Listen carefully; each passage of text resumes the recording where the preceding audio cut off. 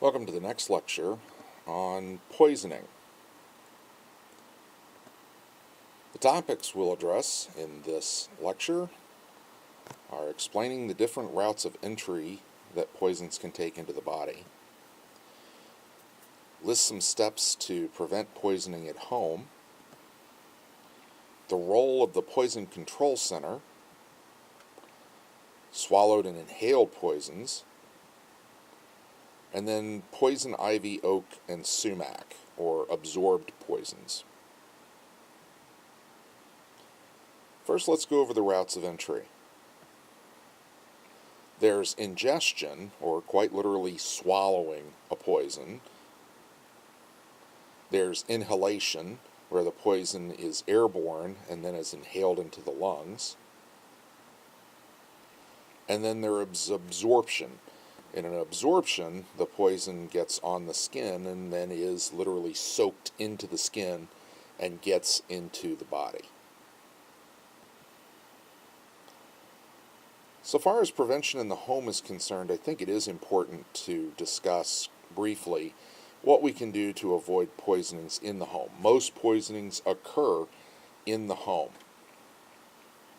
First off, of course, we can keep poisons out of reach of children. And quite frankly, we can also keep them out of the reach of adults who don't know how to use them. So I think of things like dry chemicals that we use to keep pools clean. I've seen people who don't know what they're doing with them get themselves pretty sick by using those without reading instructions. Hey, I saw... You see a teenager who will say, well, I saw Dad do it the other day, so I think I can do it too. They don't know what they're doing and then become sick. And the primary way that we can keep things out of people's reach is through locking doors. And then, of course, there's the locks that we put in the kitchen cabinets or on the toilets so that the little kids, the toddlers and things, can't get in trouble with things that are in cabinets or playing around toilets. Always store hazardous chemicals in their original containers with their original labels. One of the mistakes that is seen quite often is placing poisonous substances in containers that were once food containers. And that's just an absolute no-no. That's asking for trouble. Keep children and keep pets out of recently sprayed areas, such as your lawn after a lawn service comes, or if you spray your bushes or your garden for pests. Keep not only children, but also pets, because pets can drag those things in. Not only can they become sick, they can also drag them into the home. Make sure that you properly discard old and outdated products. Here I think of old cans of paint and materials such as that. Nearly all communities have a hazardous household waste collection point that's available. These shouldn't be just placed in the normal garbage because, of course, then the chemicals can wind up in the water supply.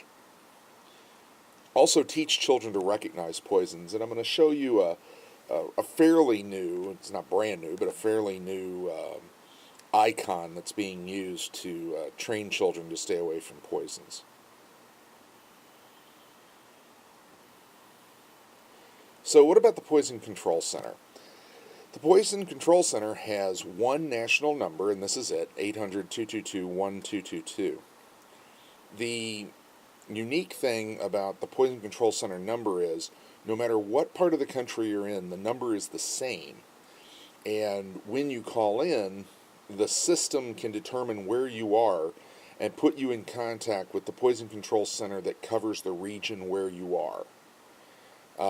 So if you call the Poison Control Center here in the Twin Cities, you wind up at the Hennepin County Medical Center Poison Control Center in Minneapolis, whereas back home for me in Louisville, Kentucky, we call the exact same number and we're put in contact with the Poison Control Center at Kosare Children's Hospital in Louisville. So this is a great system that's been developed here on a national level. One of the things that people think is that the Poison Control Center is an emergency number, that you will receive emergency care through this number, and that's not true. The Poison Control Center is a reference number. Now, in a lot of cases, especially when a person is just mildly ill or just sick to their stomach and you don't necessarily think that they need emergency care, the Poison Control Center is who you need to call because they have the experts who know what to do for that particular person who's ingested a particular poison. What you're going to need to know is their age, sex, how much they weigh. The Poison Control Center is very big on determining weight to dosage. So how much poison the person may have consumed or been in contact with versus their body weight, because that's very important in determining how serious the poisoning really is. One of the interesting things about the Poison Control Center is when paramedics arrive on scene, when I would arrive on scene of a potential poisoning or an overdose, I would call the Poison Control Center from the scene because it is a good reference number. If the patient was relatively stable and we weren't thinking we needed to rush to the hospital, I would make a quick call to Poison Control to see if there was something in particular I could do while I transported my patient. Another interesting fact about the Poison Control Center is a full 20%, 1 in 5 calls to the Poison Control Center are not about human victims. They're about pets. And they expect those kinds of calls. Obviously, the Poison Control Center is there more for humans, but they are ready to answer veterinary questions insofar as poisoning is concerned. They have a big peak of calls right around Christmas time because for some reason house cats love to eat poinsettias, and there are a lot of calls about cats eating poinsettias. Now, real quick, let me show you this new icon that has been developed for children to better recognize poisons. The skull and crossbones, you have to remember, is the sign of pirates, and kids like pirates. You know, the Pirates of the Caribbean movies have kind of made pirates a cool thing. So this is the new symbol that's being used out there. This is called Mr. Sick, and there's a drive on to make this the more universal symbol for poisons in the home or in schools, so that children understand that, you know, it's not a cool pirate thing, it's something that can make them sick. So let's go through the particular kinds of poisons and their routes of entry, what to look for, and then what to do for these folks when you encounter them. Ingested poisons are the vast majority of cases. People eat something they shouldn't eat. One of the things that's very important, even adults do this quite a bit, is that you need to wash your hands between working and eating. And I'll emphasize that for you guys, even in electrical line working, creosote that might be on the outside of the posts or the poles, older poles that you work on, if that's on your hands and then you eat a sandwich or something else with your fingers at lunchtime, you're going to ingest a potential noxious substance. So you need to make sure that you wash your hands and wash them relatively well. The problem for ingested poisons, and a lot of poisons quite frankly, is that they can have either immediate or delayed effects. So a person may get sick almost immediately, and that, of course, 911 call, you take care of quickly. The problem is they may have no effects at all until they get home, and then they just feel terrible. And many people just recover from those, but it's a day off sick, and we can avoid those sorts of things. First aid is most effective when given quickly. You need to be familiar with the chemicals and the substances in your work site. I can't give you particular antidotes or things that you should do for any particular poisoning. That's the reason why it's so important to call the poison control number. Because the different types of poisons that are out there, what you would do for a person who may have eaten or gotten a hold of some poisonous plant is completely different than a person who may have swallowed something like gasoline. And they're just completely different. So we really can't go into particulars. You should call 911, you should call 911 for emergency care and call the Poison Control Center for immediate care on site. Just make note to the paramedics or the fire department or who responds to the 911 call that you did take action and what that was. Finally, recognition is the key. Recognizing that a person who is ill may have come in contact with a poisonous substance is really the key thing here. Because we have the immediate or delayed effects, we need to make sure that these people get to where they need to be for true care. So what to look for? Open containers. Something in the area that actually makes you think, this person may have consumed a poisonous substance. Nausea, vomiting, abdominal pain, or cramping. The body tends to recognize poisons in most cases, fairly quickly, and wants to get them out, and wants to get them out by any means possible. In almost all cases, it is no longer recommended that the person be forced to vomit. So you should not try to gag a person or give them the old remedy that was called syrup of ipecac. That is no longer recommended in any case for first aiders. And quite frankly, we don't carry it on ambulances anymore. You can look for signs of altered mental status, like we talked about in Sudden Illness Part 2. And that includes changes in responsiveness. The person becomes listless, sleepy at a time that it isn't appropriate to necessarily become sleepy, that sort of thing. As far as first aid is concerned, you want to try to determine how much and what was ingested. Call the Poison Control Center and follow whatever instructions they give you. Make sure that you tell them, if you've called 911, you tell them we've called 911, they're on the way. Because Poison Control may tell you to hold off on doing anything. They'll give you the instructions, but say, if you're in an area where the paramedics arrive within 10 minutes, stand by and let the paramedics take care of this situation. We have more tools to handle the potential airway risks that would come along with a person, say, potentially vomiting. And obviously call 911 and provide basic life support or CPR if it's required. But remember, when performing mouth-to-mask ventilations or doing anything up near the patient's or the victim's face, that there is a potential for cross-contamination to you from an ingested poison. So just watch out for that. Next, let's talk about inhaled poisons. First off, inhaled poisons have the most widespread impact, whereas an ingested poison is something that a person has to be in contact with, and an absorbed poison is something that someone has to be in contact with. Inhaled poisons are in the air, so more people can be impacted by an inhaled poison more rapidly than any other type of poison. Also, the impact in the body is always increased, because the lungs are a very, very large surface area where the poison can come in contact with the bloodstream and get into the body. There are many workplace and household chemicals that put off noxious fumes. Some of them have odors, some of them don't. We're going to talk about determining what's going on in an inhaled poison situation. Your book is specific on carbon monoxide. Carbon monoxide is an odorless, colorless gas that is a byproduct of the incomplete combustion of materials, be it wood, be it a hydrocarbons such as propane, natural gas. It's a byproduct of incomplete combustion, and you hear about that a lot. And hopefully, most of your homes have a carbon monoxide detector. In all cases, what we look for in an inhaled poison situation is things like headache, dizziness, confusion, nausea, and or vomiting, potentially chest pain. The person's chest hurts to take a deep breath.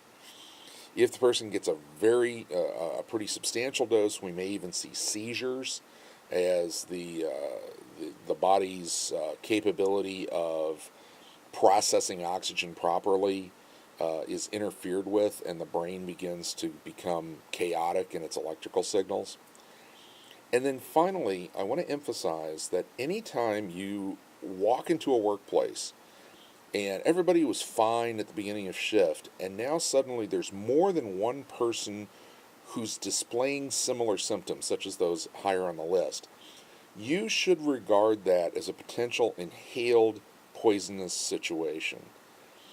And we can save lives by pulling fire alarms in that situation. So if you have two or more people who were fine at the beginning of shift, who were fine just after lunch, who now are displaying signs and symptoms like you see here on this slide, you should consider that a potential inhaled poison situation, and you should evacuate the building. First aid for folks that have been exposed to inhaled poisons include, well, first off, protecting yourself. As I just said, if more than one person in a building is sick who wasn't sick at the beginning of shift or earlier in the day, obviously you might become sick as well. There is something in the air that is causing people to become ill, so you need to get out of the area right along with everyone else, and you should not place yourself at risk. But you do need to try to move victims to an area with fresh air, and generally getting out into the open is almost I can't say every time that is absolutely safe, but what you can say is that if you were in a building with a confined atmosphere and you get out into the open air, the chances that there is a similar concentration of the noxious substance in an open area is much lower. Obviously, you should be trained on what potential hazards there are in your workplace, so you would understand that sort of thing. And then also, there should be plans on, if there are hazardous substances in your area, there should be plans that you're aware of. And there are federal laws, labor laws that say you should be aware of what those hazards are and what actions that should be taken in case there is an incident. Call 911 in all cases, even if after you move the victim to an area with fresh air, the person seems to recover. You still want 911 paramedic services to come, or emergency services to come, because oftentimes inhaled poisons, the person will become better when they've stopped inhaling the poison itself. They've gotten to fresh air, but that doesn't mean that the inhaled poison has been expelled from the body properly. And you may have symptoms later on down the line, such as lung swelling. And so we still need to come, is the bottom line. And then, of course, monitor breathing and be prepared to give CPR. One of the things to do, if it would be safe to do so, is once you get the people to the outside, if they're wearing protective gear such as overcoats, jumpsuits, overalls, that sort of thing, you want them to take those clothes off. You don't necessarily want to strip them naked, but you do want them to take off any sort of overclothing that they have in the area of fresh air while other people stay away from them. Because oftentimes there are pockets of the gas or whatever the inhaled poison is itself inside their clothing. And it's a principle of hazardous materials response that we can off-gas quite a bit from our clothing if we're coming out of a toxic atmosphere. So make sure that they take off their overclothes. Now, real quick, we're going to talk about absorbed poisons. Absorbed poisons are delivered through the skin. We can talk here about things like poison ivy, poison oak, poison sumac. Those generally don't cause major problems for a person. It's more of an irritation than anything else. But we also have chemicals that can be absorbed through the skin. What to look for is redness and irritation of the skin. That can include rash or blisters. Blisters means that you've got a pretty concentrated amount of either a concentrated chemical or a large amount of a not so concentrated chemical. What I think of here, of course, everyone knows that I've got a bit of a military background, and I've actually taken the chemical weapons course for medical providers. And there are chemical weapons that are made to cause blisters. They become debilitating. They're so widespread. And these are called vesicants. And that would be the far end. They look like second-degree burns. Whereas things like poison ivy and poison oak, especially poison oak in my experience, can cause some blistering as well. And these blisters tend to weep. They tend to be kind of soggy. And again, usually if it's a plant it's usually not a big deal. It just takes time to heal, and it's an irritation. Some people might also complain of headache and potentially fever. As far as first aid is concerned, as we wrap it up here, you want to brush any dry substances off the skin. And again, I think here of pool chemicals, HTH, which is a popular pool sanitizer. If it gets on the skin, it can cause some pretty serious irritation. And if it stays on the skin for a long time, it can actually cause some burns. So we would brush that off, say with a jacket or a t-shirt or a towel, and then flood the area with water. I've said it in class at least once before, I can't remember which section, and I may have said it in both, but very little burns when submerged. And if you have a garden hose or a flowing water source available, it is never wrong to flood an exposed area with plain water. After you do this, make sure that you cover it with a dry cloth, and you call 911 and let them know that the person was contaminated at one point once paramedics arrive. Well, that's it for poisons. Make sure that you take the quiz on the D2L site. That quiz should be up by Wednesday, the 17th. Thanks for your attention.